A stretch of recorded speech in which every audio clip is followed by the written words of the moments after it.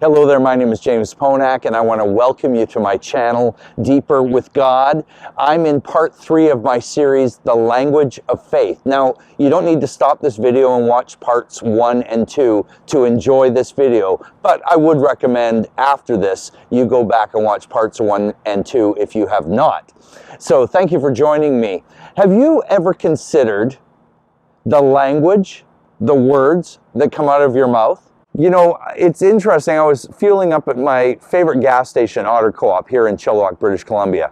And I noticed this silo, this tank behind me. And I had this thought.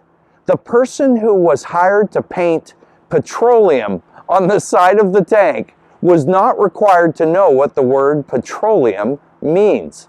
They were just simply required to paint it according to the design dimensions that Otter Co-op wanted. When I was just a child, probably about 4 years old, I ran into the kitchen and I said, "Mom, what does this word mean?" The neighbor boy taught it to me. And my mom promptly took me to the bathroom and washed my mouth out with soap. She wanted to make sure I never used that word again. And I gotta say, good job, Mom.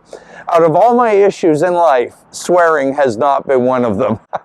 You know, we can learn language. We can learn words. We can learn to say things that we totally agree with, or even things we don't agree with. Sometimes we think about it, sometimes we don't. But you know, we can learn the language of faith. We can also learn swear words. And I think it's important for us, especially as Christians, to stop and think about what we're saying and why we're saying it. This reservoir behind me is full of water right now in this season. It's February in Chilliwack, and it is really rainy today, and we are really in our rainy season. However, when it is summertime and we have a month of no rain, there's nothing in this. It is completely dry. It's like mud.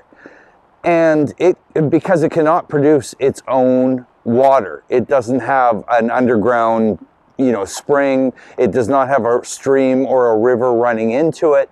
It's simply full of rainwater. And so I have seen it completely dry. However, the rainwater that is in this reservoir is affected by the health and the quality of the reservoir. For instance, if somebody threw toxic waste into this reservoir, the rainwater would become contaminated as well. And all the little ducks and birds that come to this reservoir would be poisoned by that toxic waste. You know, Jesus said this about our mouths and our words. He said, out of the fullness of our heart, the mouth speaks. So when we talk about poisonous words or swear words, words that are not good, or even words that are good, we can look at what has been deposited into our hearts. And you know, the sad part is when we have toxic waste in our heart, when we have poison in our heart, pain, anger, anxiety, sometimes we cling to bad words. You know, Jesus really wants to address not simply your words, and my videos are not simply to get you to speak differently. My videos are to get you to think about what's in your heart. What have you deposited in your heart? What have you allowed in your heart? What kind of poison, pain, anger, anxiety that is in your heart that you've allowed it to stay there? Now, you might say, James, that sounds a bit extreme to say I allowed it to stay there. I've gone through some pretty hard things. Well, here's the end of my video. Jesus wants to meet you in the secret place because that's where you're going to get your healing. That's where you're going to get your peace.